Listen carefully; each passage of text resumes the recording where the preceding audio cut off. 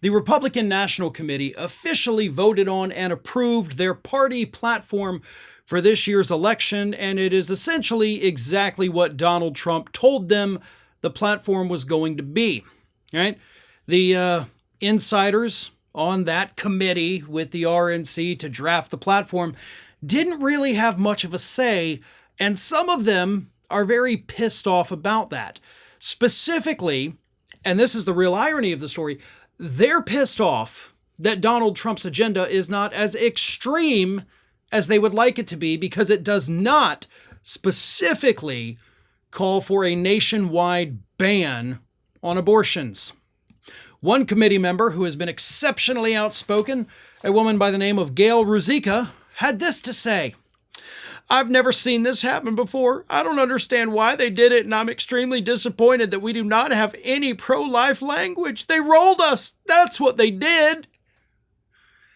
Then you have a self-described pastor by the name of Stephen Simpson of Alabama who said, "Donald Trump is not pro-life. He has cynically used the pro-life movement and played evangelicals in general. It was all transactional, a Faustian bargain. The GOP is a cult of personality, sincerely a former longtime GOP activist and continuing Christ follower." If you're an actual Christ follower, you would have ditched the GOP a long time ago. And I love the fact that you're okay with Donald Trump's financial fraud that he was found liable for in civil court. You're okay with the sexual assault that he was found liable for in civil court. You were okay with him having an affair with a adult film star, and then doing financial fraud to cover that up. Like, that didn't bother you.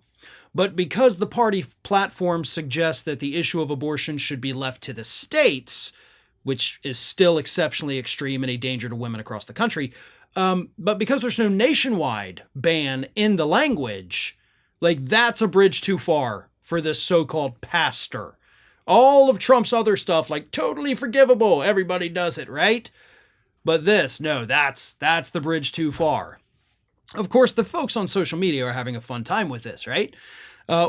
Steve Anderson of the Notorious Essay podcast put on Twitter, "I never thought leopards would eat my face," sobs woman who voted for the leopards eating people's faces party, which of course is a common meme that has been going around since the early days of the Trump years, of course, because y'all wanted a king, y'all got a king, and now suddenly, immediately, you're like, oh dear, on me, what am I going to do? This man can just do whatever the hell he wants. Oh God, I'm so sad. Oh, you deserve it. You deserve every second of this. And for the record, Donald Trump's party platform that does call for states to decide the issue is exceptionally extreme. Something that prior to the Dobbs decision, which, by the way, Trump brags about all the time, putting the justices on the court to give us that decision, a few years ago, this would have been illegal. But here's the reason the state-by-state strategy is, of course, equally as extreme, because these states are not just outlawing abortions in their states. They're outlawing people traveling to other states to have the procedure done.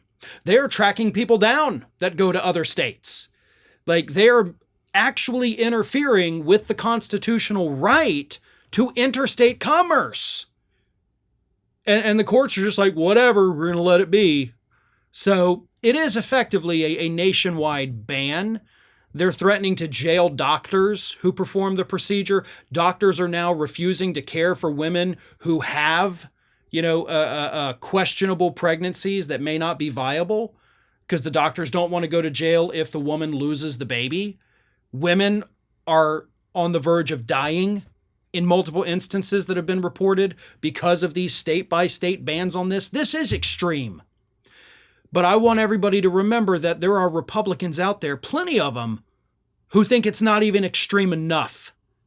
The women who are on the verge of dying, the women who have had their ability to even have children taken away from them for being forced to carry a non-viable fetus.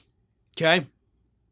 That's what these Republicans want more of, and they want it across the country. And even though it's not in the language of the platform, I guarantee you, Trump gets back into office, we will see a nationwide ban.